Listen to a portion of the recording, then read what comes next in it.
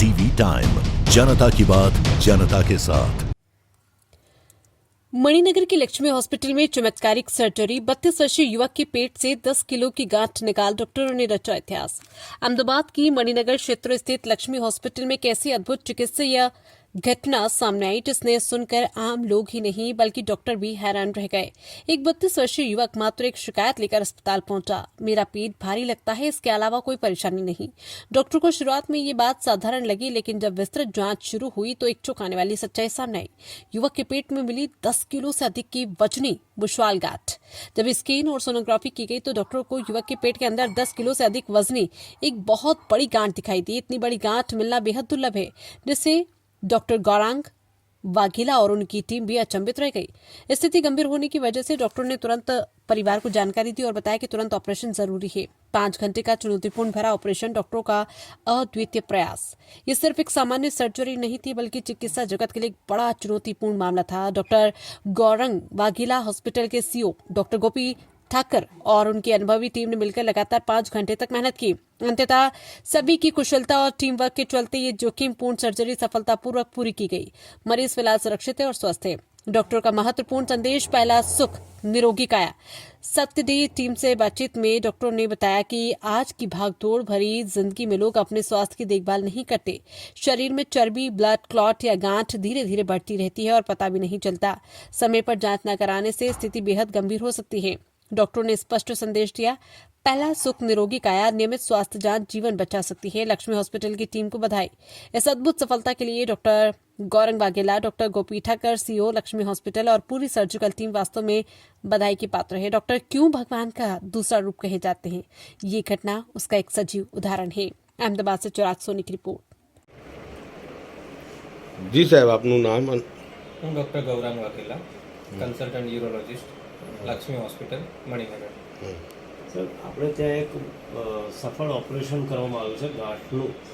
એ શું બાબત હતી અને દર્શક મિત્રોને અને કોઈ પણ તકલીફ હોય એવા લોકોને આપણે શું સંદેશ આપવા માંગીશું અને આ ઓપરેશન કઈ રીતે તમે પરિપૂર્ણ કર્યું અને સફળતા પ્રાપ્ત કરી? અમારું દર્દી છે રાજુભાઈ વાઘેલા કરીને, 30 વર્ષની આસપાસ ઉંમર છે. એને આવી રીતે પેટમાં ભારેપણું લાગતું હતું, દુખાવો થોડોક થતો હતો. એના માટે ચેકઅપમાં આવ્યો.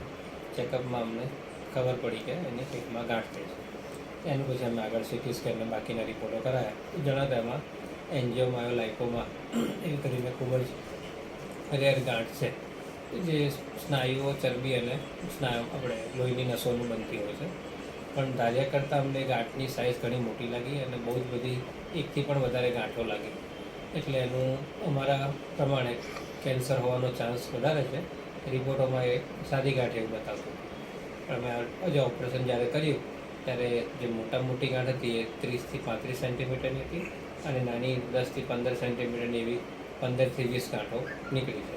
એની જોડે અમારે એ બાજુની કિડની અને એની બરોડ પણ કાઢવી પડી હતી, કારણ કે ગાંઠે બધું જ ઇન્વોલ્વ કર્યું હતું. સાહેબ, અત્યારે પેશન્ટ સારી કન્ડિશનમાં છે અને એને આઈસીયુમાં શિફ્ટ કરવામાં. સાહેબ, આ ઓપરેશનમાં આપને કેટલી મુશ્કેલી પડી અને કેટલું જીવનું એમનું જોખમ હતું અને કેટલા કલાક ઓપરેશન ચાલ્યું? ઓપરેશન અમારું લગભગ 5-1 કલાક ચાલ્યું. અને આમાં મેન જ એક જ હતું કે ગાંઠની સાઇઝ એટલી મોટી હતી કે પેશન્ટનું ઓલમોસ્ટ 80% પેટ ગાંઠથી જ ભરેલું હતું.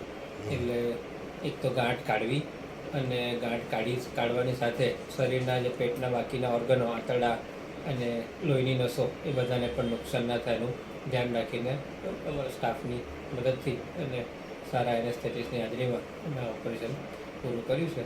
અને ઓલમોસ્ટ 15 જેટલી ગાંઠો અમે કાઢી છે. થાય એટલી બધી જ ગાંઠો અમે કાઢવામાં સફળ રહ્યા છીએ. પેશન્ટને લગભગ 50 થી 51 સેન્ટીમીટર જેટલું એનું ઇન્સિઝન આવ્યું છે, ચેકો આવ્યો છે. તો મેડિકલ ભાષામાં આને શું કહેવાય? અને એન્જિયોમાયોલાઇપોમા કહેવાય કે, પણ અમને થોડું કે લાઇપોસાર્કોમા કરીને કેન્સર હોવાનો ચાન્સ વધારે લાગે છે. આવા કેટલાક દર્દીઓ બની શકે સાહેબ? હોય તો કદાચ આવા દર્દીઓ લગભગ 10 લાખમાં માંડ 1 કે 2 દર્દીઓ આવી અને આવી ગાંઠ ઉત્પન્ન થતી હોય. આજે આટલી મોટી ગાંઠ હતી, એનું વજન અંદાજિત કેટલું હશે?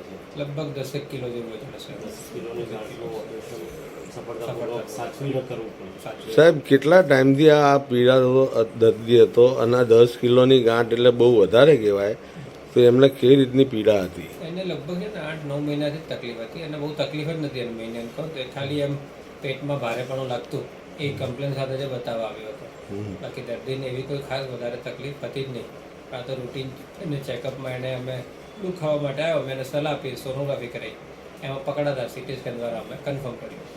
અત્યારની આ જીવનમાં સાહેબ, આ જીવનશૈલી લોકોની એમાં જે એમને જે પ્રિકોશન રાખવામાં આવે જેથી કરીને આવી ગાંઠો ના, એના માટે શું કહેશો? એટલે આવી અમુક ગાંઠો તો કઈ થવી આપણે મટાડી શકાયું છે નહીં કે ના જ થાય એવું, પણ આપણે રેગ્યુલર વર્ષે એકાદ વાર જો પેટની સોનોગ્રાફી અને બ્લડના રિપોર્ટો વર્ષે એકાદ વાર નજીકના ફિઝિશિયનને કન્સલ્ટ કરીને જો કરતા રહીએ તો શું બધી બીમારીઓ શરૂઆતના સ્ટેજમાં જ પકડી શકાય કે જેના કારણે શું આટલી મોટી ગાંઠ કે આવી મોટી બીમારી થતાં પહેલાં જ એનું આપણે પ્રોપર નિરાકરણ કરી શકીએ.